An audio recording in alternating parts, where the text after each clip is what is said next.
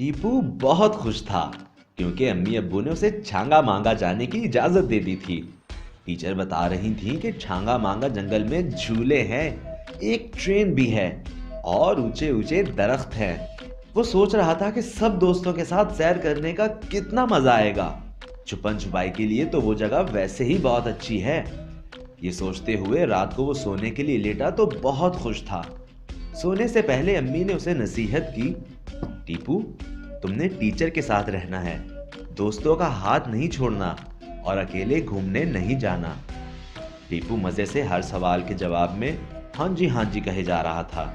वो सोच रहा था मैंने कौन सा बात माननी है, वहां अम्मी साथ तो नहीं होंगी, जो दिल करेगा मैं वही करूंगा।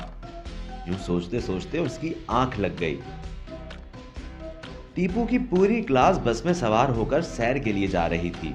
छांगा मांगा पहुंचकर जंगल में एक जगह आकर वो सब रुक गए। टीपू की टीचर दूसरी उस्तानियों के साथ बातें करने में मसरूफ थी।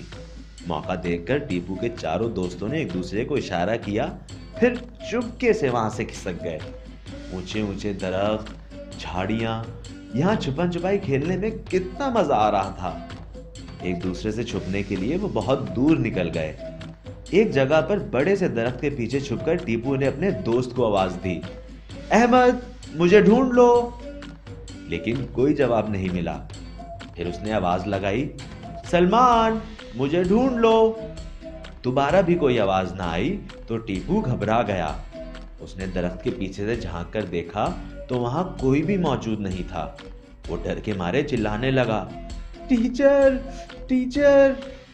लेकिन टीचर की आवाज नहीं आई। टीपू वहां से निकला और जिस तरफ से आया था उसी तरफ चलने लगा। वहां कोई भी मौजूद नहीं था, शायद सब लोग वापस जा चुके थे। टीपू जोर जोर से रोने लगा। खौफ के मारे उसका बुरा हाल था। उसे अम्मी की बातें याद आने लगी, टीचर के साथ रहना, दोस्तों का हाथ ना छोड़ना, अकेले घूमने ना जाना। वो खौफजदा होकर रोने लगा। चलते चलते उसे ठोकर लगी। वो संभल गया और जब संभलकर सामने देखा तो एक सांप उसकी तरफ आ रहा था। डर के मारे टीपू की चीखें निकल गईं। उसी वक्त उसके कानों में अम्मी की आवाज आई, टीपू टीपू क्या हुआ बेटा। अम्मी की आवाज सुनकर टीपू की आंख खुल गई। ओह ये तो ख्वाब था, उसने सोचा और अपने माथे से पसीना साफ करने लगा। उठ जाओ टीपू, आज तुमने पिकनिक पर भी जाना है। अम्मी की बात सुनकर वो रोने लगा, अम्मी मैं पिकनिक पर नहीं जाऊंगा। अम्मी ने टीपू का माथा चूमा और हैरानी से पूछा, अरे बेटा क्यों नहीं जाओगे। मैंने ख्वाब देखा कि पिकनिक पर मेरे दोस्त मुझे छोड़कर चले गए हैं। टीपू ने जवाब दिया, तुम टीचर के पास नहीं रहे होगे ना। अम्मी ने हंसकर कहा। टीपू खामोश रहा। फिर उसने डरते डरते सारा ख्वाब अम्मी को सुनाया।